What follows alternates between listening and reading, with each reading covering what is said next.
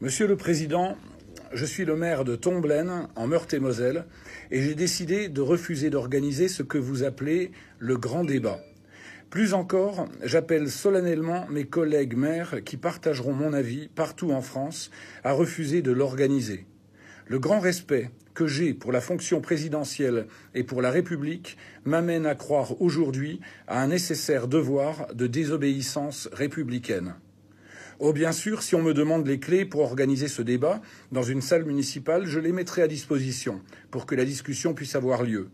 Mais je ne participerai pas à cette mascarade et je m'en explique. Je pense que vous bernez une fois de plus les Français. Et il serait tout à l'honneur des maires de France de ne pas s'en rendre complices malgré eux.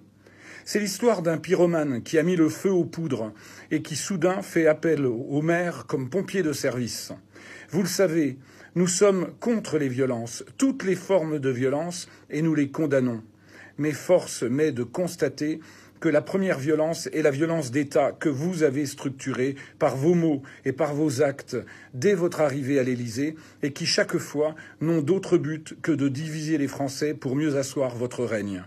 Remise en cause de l'ISF, violence. Augmentation de la CSG sur les retraites, violence. Baisse des APL, violence. Le statut, le salaire, le train de vie de votre épouse, violence. L'affaire interminable Benalla, violence. Et toutes vos petites phrases. Le meilleur moyen de se payer un costard, c'est de travailler. Une gare, c'est un lieu où on croise les gens qui réussissent et les gens qui ne sont rien. Je ne céderai rien ni aux fainéants, ni aux cyniques, ni aux extrêmes. Certains, au lieu de foutre le bordel, feraient mieux d'aller regarder s'ils ne peuvent pas avoir des postes là-bas. Je traverse la rue et je vous en trouve du travail. Et j'en passe et des meilleurs, les Gaulois réfractaires au changement qui coûtent un pognon dingue pour beaucoup illettrés, dont certains déconnent, etc. Mais comme disait Brassens, il y a peu de chances qu'on détrône le roi de ces gens-là. Monsieur le Président, croyez-vous sincèrement que tant sur le fond que sur la forme, ces propos soient dignes de votre fonction ? C'est toute cette violence qui légitime aujourd'hui mon irrévérence. Ce que je dis est factuel, il n'y a pas outrage, et parce que je veux rester un homme libre, je réclame le droit à l'impertinence. Et puis la violence, c'est l'État qui tire sur le peuple, les blindés, qui pour certains utilisent des liquides incapacitants à la dangerosité extrême, les armes semi-létales, le LBD utilisé à bout portant, les gaz lacrymogènes, toutes ces armes utilisées par des policiers insuffisamment formés, souvent eux-mêmes travailleurs pauvres, souvent sympathisants de la cause des Gilets jaunes. Vous leur avez donné cyniquement l'ordre de tirer sur le peuple. Des morts, une centaine de blessés graves. Parmi les manifestants non violents, certains ont perdu un œil, sont mutilés à vie. D'autres ont des fractures. Un journaliste qui portait secours à un blessé. Des retraités, des femmes brûlées par le gaz. C'est indigne de votre fonction. C'est inacceptable. Tout cela doit cesser immédiatement. Les maires, dernier maillon entre les Français et la République, ne doivent plus tolérer cela. Ces maires, vous les méprisez depuis toujours. Vous refusez de répondre à leur invitation à leur congrès national. Vous continuez à leur baisser leur dotation, tout en affirmant le contraire. Seul un exemple, Monsieur le Président. Pouvez-vous me confirmer que l'enveloppe de la dotation de soutien à l'initiative locale, dotation destinée à aider les communes à investir et ainsi faire travailler les petites entreprises locales, baissera encore de 45 millions en 2019 ? Elle sera de 570 millions alors qu'elle était de 615 millions en 2018. Ces maires qui sont privés des moyens d'agir et de leur domaine de compétences confisqués par les barons locaux, présidents des métropoles et des supra-intercommunalités. Vous leur demandez aujourd'hui d'organiser votre débat ? Mais de quel débat s'agit-il ? Vous avez ignoré les Gilets jaunes et leurs revendications qui sont un autre mode de gouvernance pour plus de démocratie et moins de privilèges et surtout une amélioration immédiate du pouvoir d'achat. Et chaque samedi, vous les comptez en espérant que le mouvement va s'essouffler. Mais vous ignorez aussi les millions de Français majoritaires dans ce pays qui soutiennent la cause de ces Gilets jaunes et qui sont Gilets jaunes dans l'âme. Alors, vous avez écrit une lettre. Elle n'est en rien une réponse à ce que vous appelez la crise des Gilets jaunes, parce que vous ne voulez pas connaître et reconnaître ce qui est la colère du peuple. Vous aviez organisé votre campagne pour la présidentielle comme dans le monde de la finance, on fomente une OPA. Et voilà que vous recommencez avec cette grande campagne de communication. Le pyromane crée alors un écran de fumée qu'on appelle le grand débat. Cette lettre est une nouvelle impolitesse républicaine, faite de questions fermées ou à choix multiples mais induits. Elle ne fait que suggérer, inciter, préparer à ce qui n'est rien d'autre que votre programme de campagne pour les européennes. Programme que vous financez là avec l'argent public. Monsieur le Président, alors que vous avez le devoir de montrer l'exemple.